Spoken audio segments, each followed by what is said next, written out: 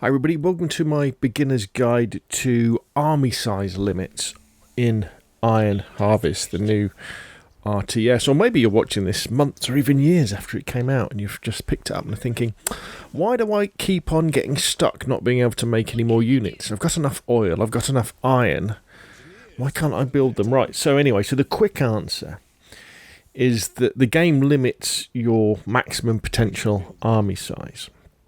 And the way that you can increase it is by building a barracks, building a workshop, and then by upgrading them.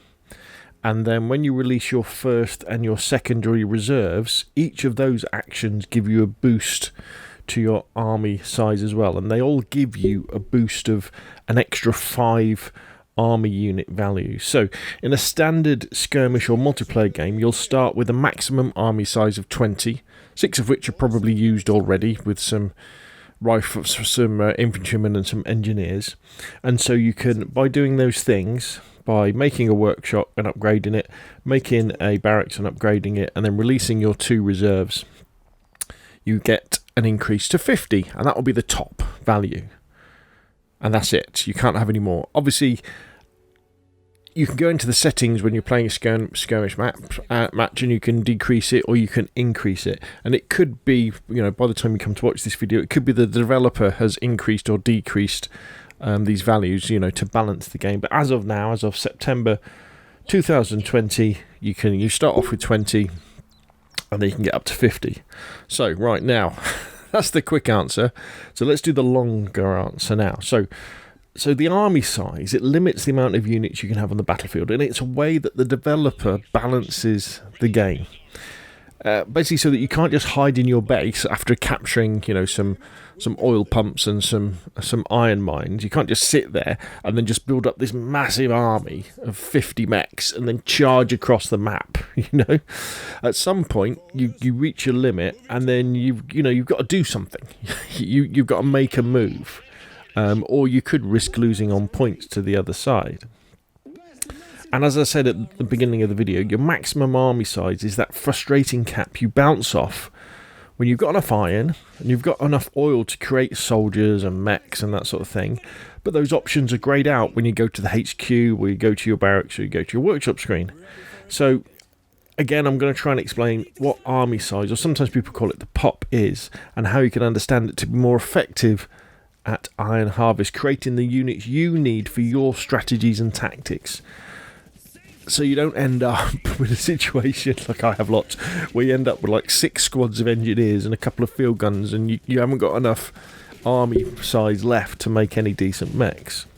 And another problem with army size or pop or population is it's a bit more confusing than the other 2 resources you need to create units, mechs or items. You've got oil and you've got iron, and it's pretty obvious, with those, how much you've got and how you get more.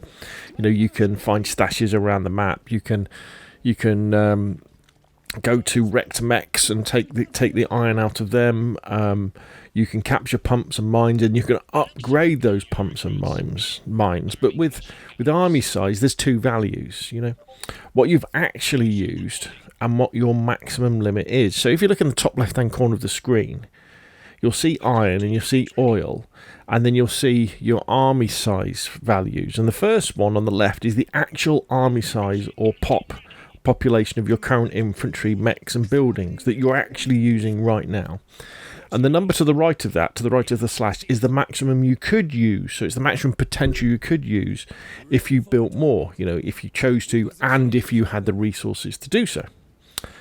But it's important to remember that army size, that value, doesn't have a direct one-to-one correlation with the number of soldiers or mechs.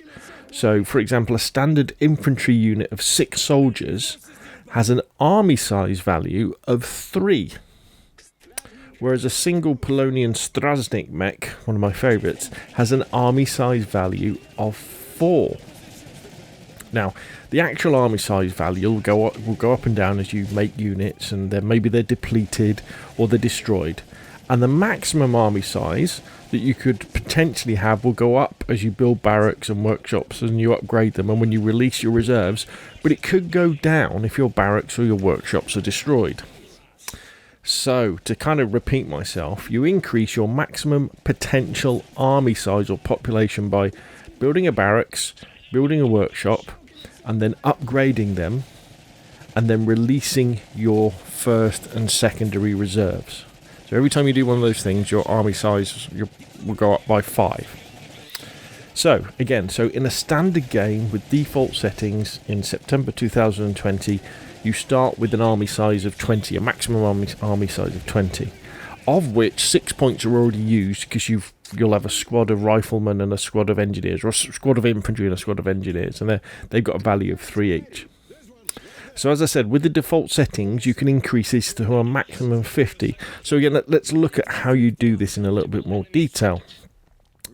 So as you know, in multiplayer or skirmish, you start with your HQ, and that allows you to create more infantry and engineers. This is also where your reserves will spawn when you have the required resources and have built or upgraded your barracks or workshop.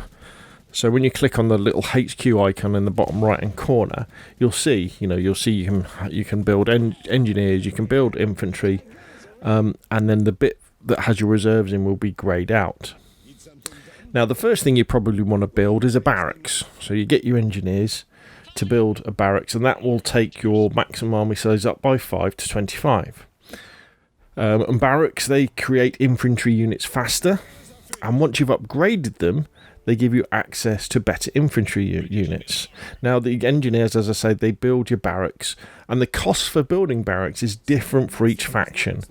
So for Polania, you've got to spend 180 iron and 65 oil. Saxony's more expensive at 200 iron, 75 oil, and the Russviets, it's 200 iron and 75 oil. Now, the other thing you'll probably want to build next is the workshop. And if you build a workshop, that will give you an extra value of 5 to your maximum army size or maximum potential, taking you up now to a theoretical maximum of 30.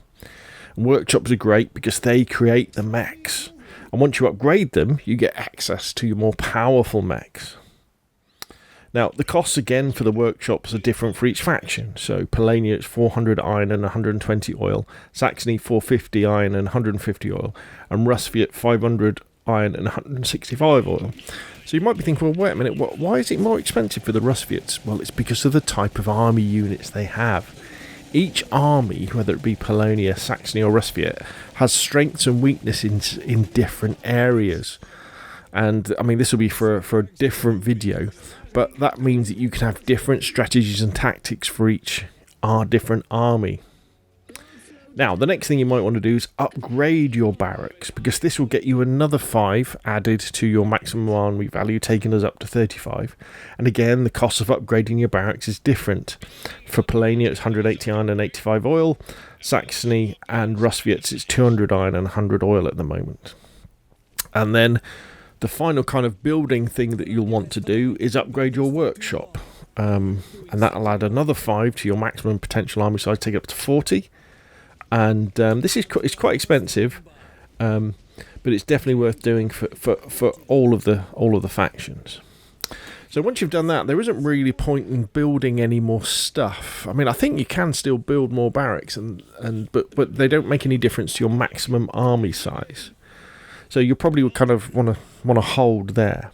So the next thing that the thing that's happening at the same time is the deploying of your reserves. So remember when you start off a skirmish game, and I think and a multiplayer game as well, you get to choose what reserves you're going to have, don't you? Now, when you deploy your first reserve, you get another 5 added to your maximum value, which will take you up to 45, and you can deploy your first reserve when you've built a barracks or a workshop. So you've built one of those, and you've got the resources.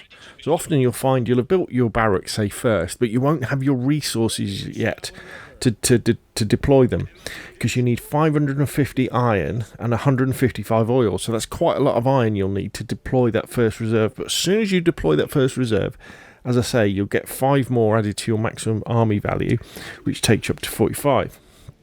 Now, when you get to deploy your second reserve, that will give you your final boost. That'll take you up another 5 to 50. And you can deploy your second reserve when you've got at least 1 advanced workshop or barracks and at least 1 normal one as well. So one of your buildings has got to be advanced. but it's also quite expensive. Your second reserve costs you 625 iron and 240 oil. So that's why it's important, obviously you capture your iron mines and you capture your oil pumps and your little stashes, but you should be upgrading those iron mines and those oil pumps so they're pumping in these resources, because depending on what strategy you're going for, but quite a lot of the time your second reserve, this is when you can have some really powerful mechs coming onto the battle to help you out. And at that point, when you're at your maximum army size and it's reached 50, that's it. That's the figure you've got to work with as you build your units, your infantry, your exosuits, your mechs, your buildings and items. So, when you see that your actual army size is lower than your maximum, you can start to create units, but just make sure you create the right ones to achieve the strategy you want, because it's very easy to be clicking on your HQ, which you shouldn't do actually. Well, as soon as you've got your barracks, don't use your HQ, use your barracks because it builds them quicker and you have access to more advanced soldiers like machine gunners and flamethrowers and things like that, depending on the faction you're on. But always think, right, okay, I've already got 2 squads of engineers. Do I really need some more engineers? You might be in a bit of a panic, or, do you look at the workshop and you go, oh, wait a minute, I can see that my more powerful mechs are greyed out. Not because my army size is too small, but maybe because I haven't got enough oil and iron at the moment. So, let's wait a couple of minutes. Let's hang on until I can get enough. Because it might be worth trying to hang on till then you can get that big mech in to really swing the course of the battle. And also remember, each unit and some of the building and items have a resource cost. It's always about oil and iron, and an army size cost as well. And you've got to have all 3 of those to create that that item. So the obvious ones are squads. So infantry, they have an army cost of 3, and engineers have an army cost of 3 or a pop cost of 3. However, a field gun and the crew, because they all come together, don't they? They have a cost of 4. And if you wanted to build again, I'll go back to the Polanian Strasnik mech, because he's one of my favourites. He costs 4, while the big Tur, the big one with the big guns on, costs 7. So that's quite a lot, isn't it? So if you wanted that extra punch of a massive mech, you've got to make sure you've got 7 left on your army points. Now, where I get tripped up and where other people can often get tripped up, especially when you're playing very defensively, it's not so obvious that other items have an army cost too as well. Mines are a good example. Now, mines are great to deny areas to the enemy. You can say to your engineers, go and put some mines down. But each time you want to lay a mine down, it costs 1 of your army unit points. And again, this is another way of balancing it so that you can't just lay mines everywhere. Well, you could do, but then you wouldn't have any soldiers either. And bunkers as well. Bunkers are brilliant, aren't they? I love the machine gun bunker. I love putting down an auto turret bunker. But they have an army cost of 1 as well. So you can see if especially in early game, you're paranoid about being attacked and you're creating infantry units, you're creating field guns, and you're laying mines and you're making bunkers. You could see that all of a sudden you chew through an awful lot of those army points, so that when you've upgraded your workshop, when you've upgraded your barracks, and you're like, right, here we go, I've got my reserve coming to play. Right, let's build some more mechs. All of a sudden, you've run out of army population points. You've hit that max because you've spent it all on mines and engineers and bunkers. So there we go. Hopefully that kind of explains it. And remember that Iron Harvest, it's a new game, and these values are likely to change as the developer, King Arc Games, make balance changes. They may well increase the amount of army points you have. They may decrease. They may increase or decrease the cost of different units.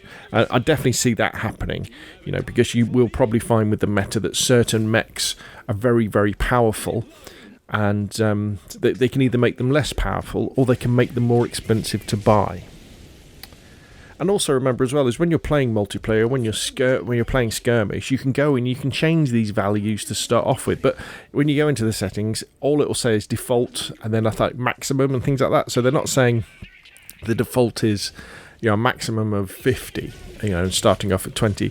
They've left it open-ended so that they can change it without having to change those values on the buttons. So there we go.